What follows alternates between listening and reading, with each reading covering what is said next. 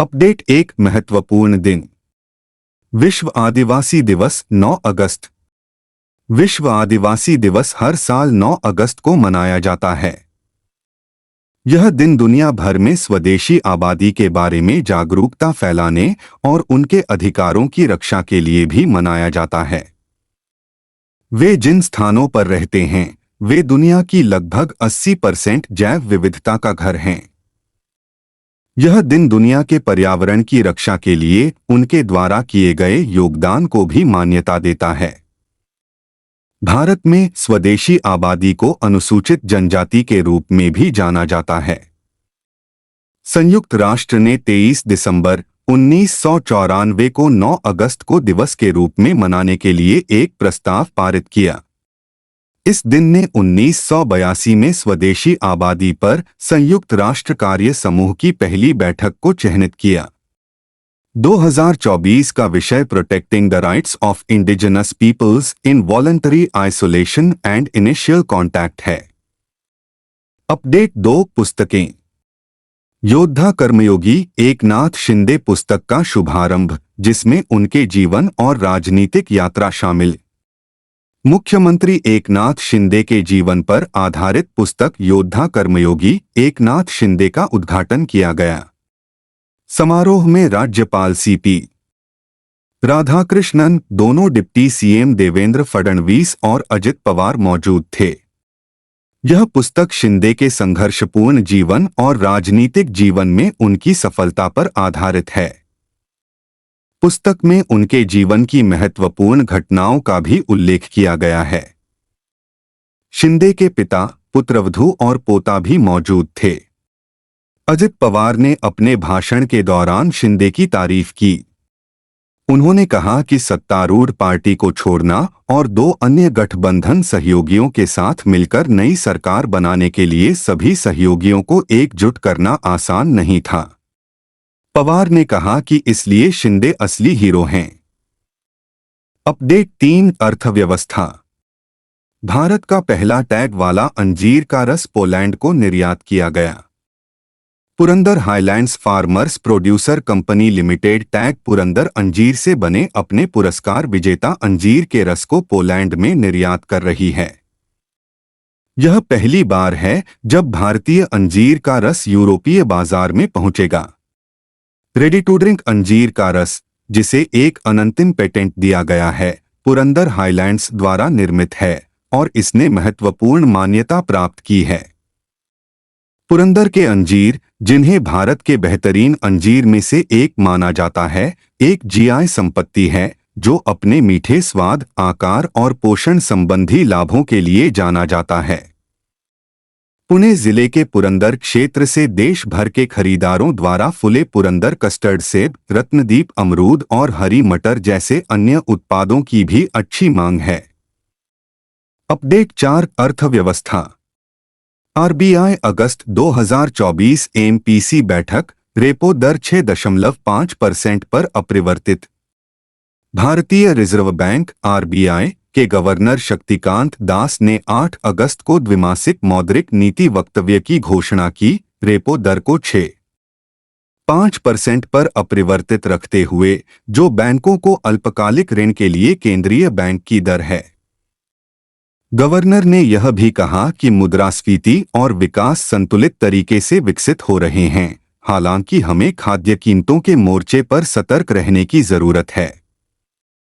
मौद्रिक नीति समिति एमपीसी की बैठक में बहुमत सदस्यों ने दरों को यथावत रखने के पक्ष में मतदान किया।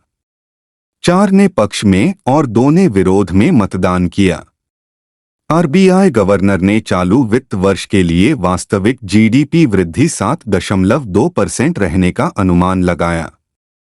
अपडेट 5 राष्ट्रीय।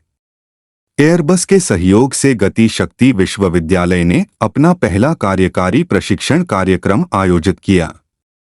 गति शक्ति विश्वविद्यालय जीएसवी ने नई दिल्ली के द्वारका में एशियाई परिवहन विकास संस्थान एआईटीडी में विमानन क्षेत्र के लिए अपना पहला कार्यकारी प्रशिक्षण कार्यक्रम आयोजित किया है। 5 अगस्त से 7 अगस्त तक 3 दिवसीय कार्यक्रम कामकाजी पेशेवरों के लिए सुरक्षा प्रबंधन प्रणाली पर केंद्रित था, यह एयरबस के सहयोग से आयोजित किया गया था। इस कार्यक्रम को उत्साहजनक प्रतिक्रिया मिली है, जिसने इंडिगो, विस्तारा जैसी अग्रणी एयरलाइनों के प्रतिभागियों के साथ साथ एयरबस और नागरिक उड्डयन मंत्रालय के प्रतिनिधियों को आकर्षित किया है। अपडेट 6। निधन। पश्चिम बंगाल के पूर्व मुख्यमंत्री बुद्धदेव भट्टाचार्य का निधन। पश्चिम बंगाल के पूर्व मुख्यमंत्री और दिग्गज कम्युनिस्ट नेता बुद्धदेव भट्टाचार्य का 8 अगस्त को कोलकाता में निधन हो गया। वह 80 वर्ष के थे। श्री भट्टाचार्य 2000 में राज्य के मुख्यमंत्री बने, जब प्रसिद्ध ज्योति बसु ने खराब स्वास्थ्य के कारण पद छोड़ दिया। इसके बाद उन्होंने 2001 और 2006 में 2 कार्यकालों के लिए सीपीआई-एम के नेतृत्व में वाम मोर्चा का नेतृत्व किया। वह 2011 तक मुख्यमंत्री थे, जब ममता बनर्जी के नेतृत्व वाली तृणमूल कांग्रेस वाम मोर्चा सरकार के शासन के 34 साल बाद सत्ता में आई थी। उनके शासन को औद्योगिकरण के साथ साथ जबरन भूमि अधिग्रहण के खिलाफ हिंसक विरोध प्रदर्शनों के लिए चिह्नित किया गया था। अपडेट 7। योजनाएं और समितियां। राष्ट्रीय महिला आयोग ने महिलाओं के खिलाफ साइबर अपराधों से निपटने के लिए डिजिटल शक्ति केंद्र शुरू किया। साइबर पीस फाउंडेशन के सहयोग से राष्ट्रीय महिला आयोग (NCW) ने अपने परिसर में डिजिटल शक्ति केंद्र के उद्घाटन की घोषणा की। केंद्र का आधिकारिक उद्घाटन अध्यक्ष रेखा शर्मा ने किया। डिजिटल शक्ति केंद्र एक समर्पित सुविधा है, जिसका उद्देश्य महिलाओं को लक्षित करने वाले साइबर अपराधों के बारे में जागरूकता बढ़ाना और शिकायतों को दर्ज करने और संबोधित करने के लिए आवश्यक तकनीकी सहायता प्रदान करना है। पहचान की चोरी, साइबर स्टॉकिंग और यौन शोषण जैसे साइबर अपराधों में खतरनाक वृद्धि के साथ यह पहल महिलाओं को डिजिटल दुनिया में नेविगेट करने और खुद को सुरक्षित रखने के लिए सशक्त बनाने में महत्वपूर्ण है। अपडेट 8। विज्ञान और प्रौद्योगिकी। आईआईटी इंदौर और डीआरडीओ ने ऊर्जा संचयन जूते विकसित किए।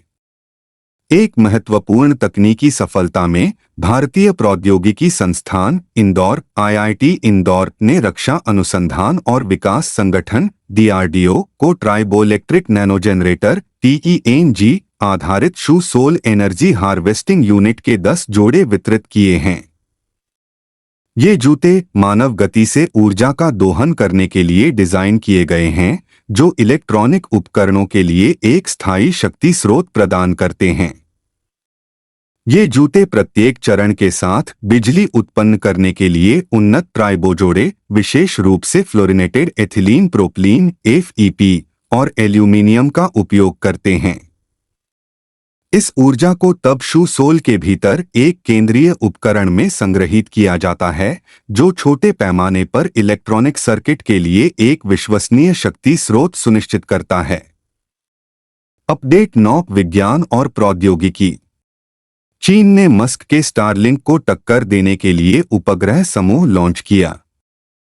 एक चीनी सरकार के स्वामित्व वाले उद्यम ने सफलतापूर्वक 18 उपग्रहों को कक्षा में रखा है, राज्य प्रसारक CCTV ने बताया, क्योंकि चीन अमेरिकी फर्म स्पेसएक्स के स्टारलिंक नेटवर्क का अपना संस्करण बनाना चाहता है। शंघाई स्पेसकॉम सैटेलाइट टेक्नोलॉजी (SSST) द्वारा लो अर्थ ऑर्बिट (LEO) उपग्रहों का प्रक्षेपण उत्तरी शांक्सी प्रांत के ताइयुआन सैटेलाइट लॉन्च सेंटर में हुआ। सरकारी मीडिया CCTV की खबर के अनुसार उपग्रहों को लॉन्ग मार्च 6 रॉकेट पर ले जाया गया और ये SSST की 1000 सेल कॉन्स्टेलेशन योजना के पहले बैच का प्रतिनिधित्व करते हैं। अपडेट 10। विज्ञान और प्रौद्योगिकी। DRDO के वैज्ञानिकों ने PBAT आधारित बायोडिग्रेडेबल पैकेजिंग विकसित की। रक्षा अनुसंधान और विकास संगठन DRDO ने पैकेजिंग उत्पाद के पीछे की तकनीक 40 से अधिक कंपनियों के साथ साझा की है, जिसे इसके वैज्ञानिक के वीरब्रह्मम के नेतृत्व वाली एक टीम ने PBAT का उपयोग करके विकसित किया है, जो पेट्रोलियम उत्पादों या पौधों के तेलों से प्राप्त एक बायोडिग्रेडेबल बहुलक है।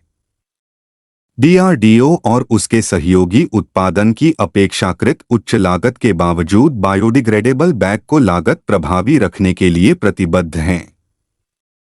पारंपरिक प्लास्टिक बैग के 140 रुपये प्रति किलोग्राम की तुलना में बायोडिग्रेडेबल बैग के उत्पादन की लागत 160 से 180 रुपये प्रति किलोग्राम है।